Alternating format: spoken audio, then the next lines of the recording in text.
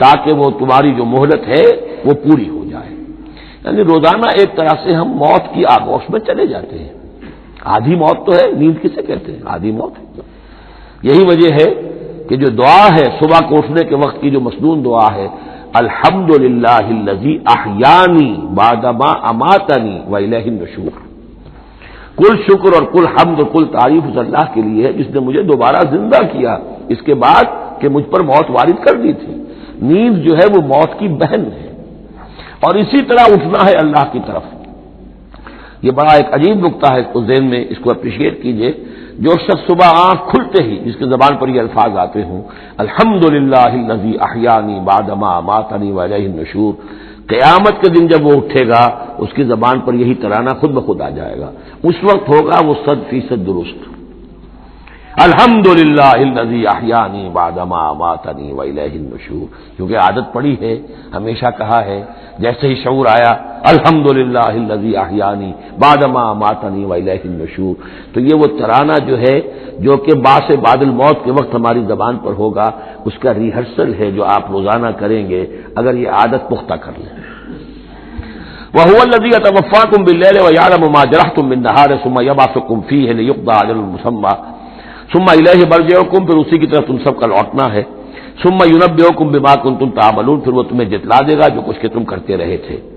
وَهُوَ الْقَاهِرُ فَوْقَ عِبَادِهِ، اور وہ اپنے بندوں پر، یہ لفظ کئی مرتبہ آیا ہے اس صورت کے اندر. اللہ پوری طرح غالب ہے، قابو یافتہ ہے اپنے بندوں پر. وَيُرْسِلُ عَلَيْكُمْ حَفَظًا، اور وہ تم پر نگہبان بھیجتا رہتا ہے. ہر انسان کے ساتھ فرشتے باڈی گارڈ کی حیثیت سے موجود ہیں، اس لیے کہ جب تک اللہ نے اجل معین رکھی ہوئی ہے اس وقت تک تو زندہ رکھنا ہے. وہ زندہ رکھنے کے لیے حفظہ، حفاظت کرنے والے نگہبان. وہ جو میں نے ایک دفعہ پہلے بھی کہا تھا، بس اوقات تو محسوس ہوتا ہے کہ جیسے گاڑی ایسے سناٹے سے آپ کے ساتھ سے گزری ہے کہ معلوم ہوتا ہے کسی نے ہاتھ دے کر آپ کو بچایا، ورنہ بچنے کا کوئی امکان نہیں تھا. تو کوئی ہے، جب معلوم ہے کہ ابھی اس کی موت کا وقت نہیں آیا تو بچانے والے فرشتے ہمارے ساتھ ہوتے ہیں. حتیٰ اذا جاء احدکم الموت، یہاں تک کہ جب تم میں سے کسی کی موت کا وقت آتا ہے، توفته رسلنا، اب یا پھر توفا آ گیا، اب یہاں پہ شعور اور جان دونوں جائے گا. توفته رسلنا، تو ہمارے بھیجے ہوئے فرشتے جو ہیں وہ اس کو قبضے میں لے لیتے ہیں. وهم لا يفرطون، اور اس میں کوئی کمی نہیں کرتے، کوئی کوتاہی نہیں کرتے، جو حکم آیا اور جب آیا.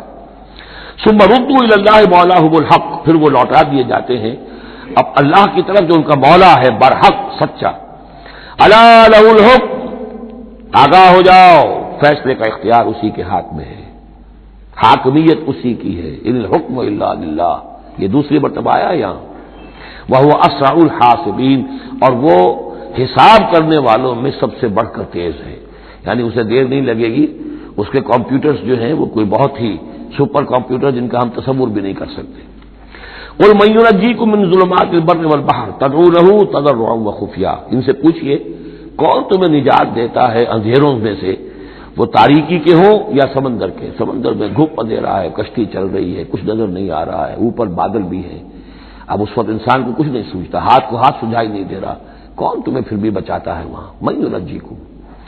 اسی طرح کوئی قافلہ ہے بھٹک گیا ہے، اندھیری شب ہے، جدا اپنے قافلے سے ہے تو، اب یہ کہ اندھیرے کے اندر بھٹک رہا ہے، نہ دائیں کا نہ بائیں کا پتہ نہیں. ہر درخت معلوم ہوتا ہے کوئی آسیم ہے، کوئی بھوت ہے جنہیں چلا آ رہا ہے، پھر بھی اللہ بچاتا ہے تمہیں. من ينجيكم من ظلمات البر والبحر تدعونه تضرعا وخفيا، اس وقت تو تم پکارتے ہو اللہ کو بہت ہی گڑ گڑاتے ہوئے اور دل ہی دل میں خفیہ خفیہ، اللہ بچا دے، اے اللہ اس وقت کو راستہ بنا دے، کوئی دستگیری ہو جائے، کسی طرف سے روشنی ہو جائے. لیکن انجانا من هذه، اور کہتے ہو تم دل میں اگر اللہ نے ہم کو اس سے بچا لیا، نجات دے دی، لنکونن من الشاکرین، پھر تو اب باقی زندگی تو بالکل اللہ کے شکر گزار بندے بن کر ہم گزار دیں گے. قل اللہ ینجیکم منها، اللہ تعالیٰ پھر نجات دیتا ہے تمہیں اس سے. ومن کل کرب، اور ہر کرب سے، ہر تکلیف سے. ثم انتم تشرکون، پھر اس کے بعد تم آ کے پھر شرک شروع کر دیتے ہو، پھر تمہیں اپنی دیویاں دیوتا، اپنے آلہہ، اپنے چودھری، اپنے سردار یاد آ جاتے ہیں. قل هو القادر على ان يبعث عليكم عذابا من فوقكم، یہ آیت جو ہے یہ بہت اہم ہے کہ عذاب الہی کی کئی قسمیں ہیں، 3 قسمیں یہاں بیان ہوئی ہیں. کہہ دیجئے وہ قادر ہے اس پر کہ تم پر بھیج دے کوئی عذاب من فوقکم، تمہارے اوپر سے. آسمان کا ٹکڑا گر جائے، کوئی میٹیورائٹ گر جائے، جو بعض خبریں آتی رہتی ہیں کوئی آ رہا ہے، لیکن یہ کہ وہ پھر تحلیل ہو جاتا ہے کہیں، جو بھی اوزون لیئر ہے یا کچھ اور ہے، بچت ہے، لیکن یہ کہ اگر اللہ چاہے تو جہاں آسمان پر سے کوئی عذاب بھیج دے آپ کے اوپر، او من تحت ارجلکم، یا آپ کے قدموں کے نیچے سے زمین پھٹ جائے، شق ہو جائے، زلزلہ آئے، زمین دھنس جائے، یہ بھی ہوتا ہے، خسف ہوں گے، قیامت سے پہلے بڑے بڑے 3 خسف ہونے ہیں جن کی خبر دی گئی ہے احادیث کے اندر، بڑے بڑے ٹکڑے زمین کے دھنس جائیں گے اندر۔ قل هو القادر على ان يبعث عليكم عذابا من فوقكم او من تحت ارجلكم، یہ 2 شکلیں ہو گئی، اوپر سے یا قدموں کے نیچے سے، او يلبسكم شيعا، یا تمہیں گروہوں میں تقسیم کر دے، ويذيق بعضكم بعض بعض، اور ایک کی طاقت کا مزہ دوسرے کو چکھائے۔ اب لڑو آپس میں، پرانے اور نئے سندھی لڑو آپس میں، پنجابی اور اردو بولنے والے لڑو، اور بلوچ اور پختون لڑو، مارو ایک دوسرے کو۔ اللہ تعالیٰ کو نہ آسمان کو تکلیف دینے کی ضرورت کہ اس کا کوئی ٹکڑا گرائے، نہ زمین کو کوئی مشقت دینے کی کہ وہ پھٹے، کوئی ضرورت نہیں، آپس میں تقسیم ہو جاؤ کہ گروہ بندی ہو جائے گی، شیعہ سنی کو مارے اور سنی شیعہ کو مارے۔ یہ جو ہے یہ عذاب الہی کی بدترین شکل ہے جو آج مسلمانان پاکستان پر مسلط ہے۔ وہ کبھی ایک قوم ہوتے تھے، ہندو کا جب مقابلہ تھا ایک قوم تھے، اور اب وہ قوم جو ہے قومیتوں میں، عصبیتوں میں تحلیل ہو چکی ہے۔ انظر کیف نصرف الآیات لعلہم یفقہون، دیکھو کیسے ہم اپنی آیات کی تصریف کرتے ہیں، تصریف کہتے ہیں آیات کو گھمانا، ایک ہی بات کو اسلوب بدل کر، انداز بدل کر، ترتیب بدل کر لانا، ایک پھول کا مضمون ہو تو 100 رنگ سے باندھو۔ وَكَذَّبَ بِهِ قَوْمُكَ وَهُوَ الْحَقُّ، اور اے نبی آپ کی قوم نے اسے جھٹلا دیا، بہی مراد قرآن، یعنی میں نے عرض کیا کہ اس صورت کیا یہ عمود، حصی معجزہ کوئی نہیں دکھائیں گے، اصل معجزہ محمد کا یہ قرآن ہے صلی اللہ علیہ وسلم، اسی لیے بہی اس کی تکرار اس میں کثرت سے ملے گی۔ وَكَذَّبَ بِهِ قَوْمُكَ وَهُوَ الْحَقُّ، یہ قرآن الحق ہے، لیکن اے نبی آپ کی قوم نے اس کو جھٹلا دیا ہے۔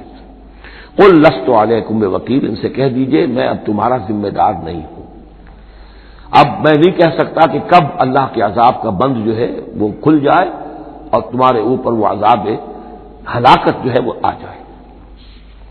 لِكُلِّ نَبَأٌ مُسْتَقَرٌ، كُلُّ نَبَأٍ مُسْتَقَرٌ، ہر خبر، ہر بڑی بات کے لیے وقت معین ہے، فَسَوْفَ تَعْلَمُونَ، میں نہیں کہہ سکتا، جیسے کہ سورہ انبیاء میں فرمایا وَإِنْ أَدْرِيَ قَرِيبٌ أَمْ بَعِيدٌ مَا تُوعَدُونَ، میں یہ نہیں جانتا کہ جس کی تمہیں دھمکی دی جا رہی ہے وہ قریب آ چکا یا دور ہے، ٹائم ٹیبل اللہ کے علم میں ہے، لیکن یہ میں جانتا ہوں کہ اگر تمہاری روش یہی رہی تو عذاب آ کر رہے گا۔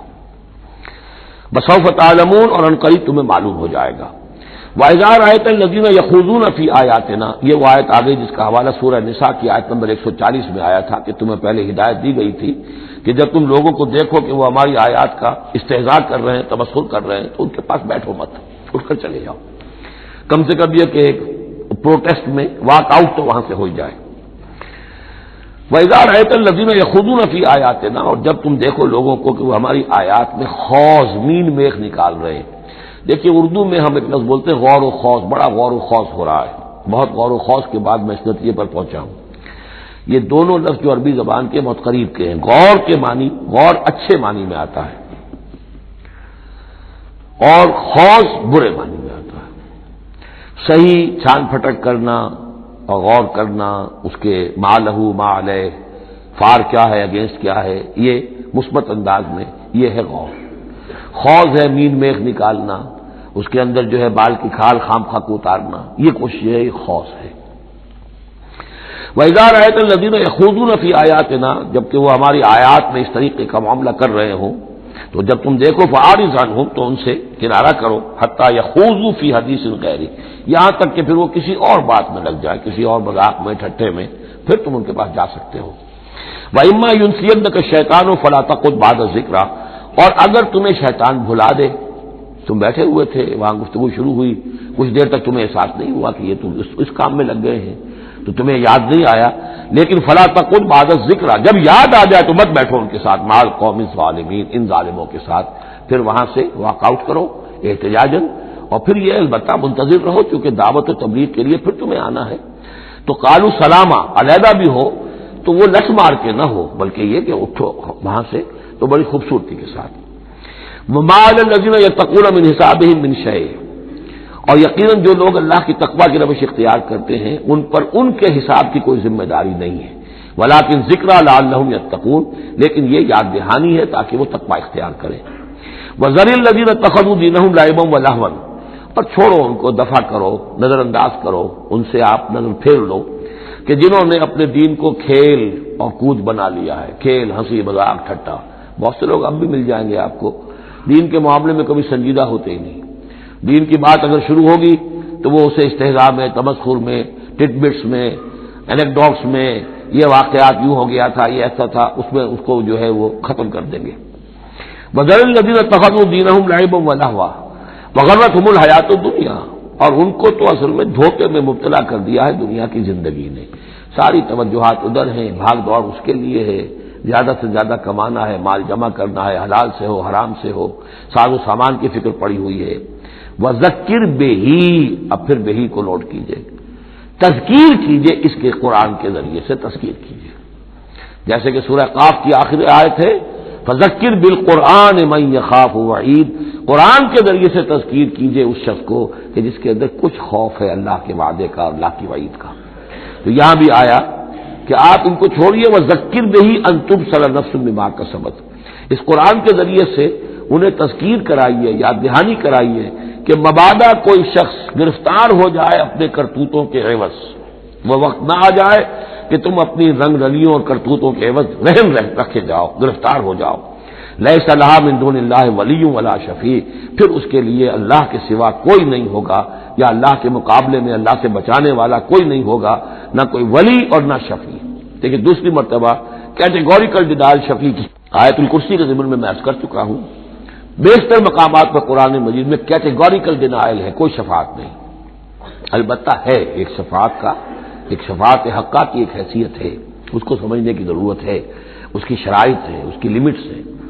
اگر ان شرائط اور لمٹ سے آزاد کر دیں گے تو پھر یہ ہے کہ وہ شفاعت کا جو تصور ہے ایمان بالآخرت کی نفی کر دے گا، پھر کوئی فائدہ ہی نہیں، ڈر کھائے گا۔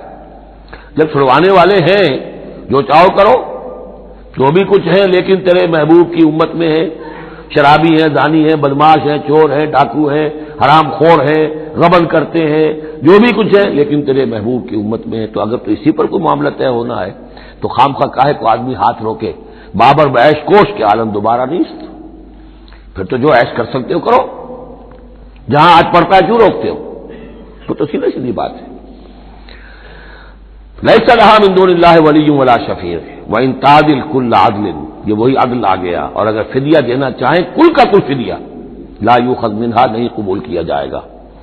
واتقوا یوما لا تجزی نفس عن نفس شیئا ولا يقبل منها شفاعۃ ولا یؤخذ منها عدل ولا هم ينصرون، جو یہ دو مرتبہ سورہ بقرہ میں آ چکا ہے۔